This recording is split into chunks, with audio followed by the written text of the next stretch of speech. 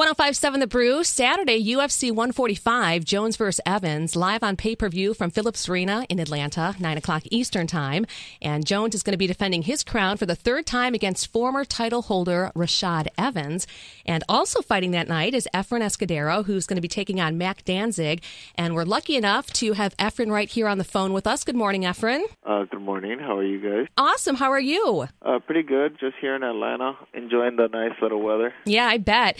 Well, Efrain, I'm actually going to have my stepson, Jesse Florentino, kind of conduct the interview. He's a big fan of you and UFC and is also pretty achieved and has had great success in martial arts and wrestling. Jesse, why don't you tell Efrain a little bit about your background? Well, I've been doing Brazilian Jiu-Jitsu and kickboxing since I was about 9 or 10, and I was captain of the wrestling team last year for Steimer High School in Tampa. Oh, pretty good, man. Excited to hear about that. All right, so what got you first into MMA? What got me first into MMA, I went to wrestle in college, and after I got recruited to go to Pima Community College, I knew that I wanted to stay in shape. So when I was in wrestling during the season, I wanted to stay in shape, and instead of me going back home and spending the summers at home, I kind of found MMA. One of the guys that was out there, Drew Fickett, kind of took me under his wing and was teaching me some jiu-jitsu, and all of a sudden, after 8 months of training, he told me if I was ready for a fight, and I was like, yeah, I'm ready for a fight, and it lasted about 48 or 50 seconds, and I was hooked after that.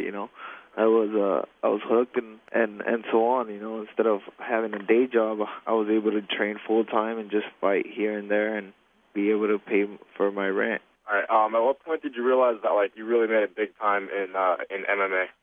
After being 10-0, somebody told me hey, why don't you join the Ultimate Fighter? Or why don't you apply? Then that's when I was like, I'll try it. So I sent an application, never thinking about being selected at all, just relaxing and stuff. So I sent an application, kind of forgot about it for a little bit.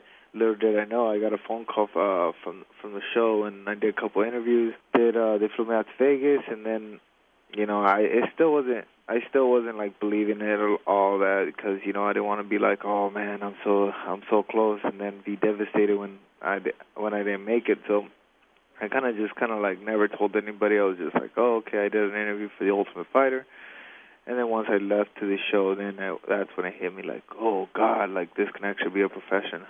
What's your favorite strike or submission to use in a fight? I have a couple actually. Rear naked choke, guillotines, triangles. Anything they give me. Who's your biggest inspiration? Biggest inspiration, I would have to go with inside the gym. It's probably my coaches and my training partners. They're the ones that push me every day and make me to be a better fighter, a better person. Outside the octagon, I would have to say probably my parents, the way the things they do for us to have the life that we did. Yeah. What holes do you see in Mac Danzig's game that you're trying to exploit? Well, not giving a lot of my game plan. There is some in there. He what's gonna happen. You can tell that Jesse knows what he's talking about. Yeah. Because I would have never known to ask that. Jesse, how about you? Anything else? What separates you from other lightweights? Just probably the way I am. I just go out there and, I don't mind getting hit, and I don't mind getting into slugfest, and that's just my mentality. Sometimes you just gotta bite your mouthpiece and go. What do you want to be remembered for by the end of your career? What do I want to be? Well, I want to be the best in the world. I want to move up those ranks. One day I want to touch somebody's. What I want is everybody I want when they grow up, they want to be somebody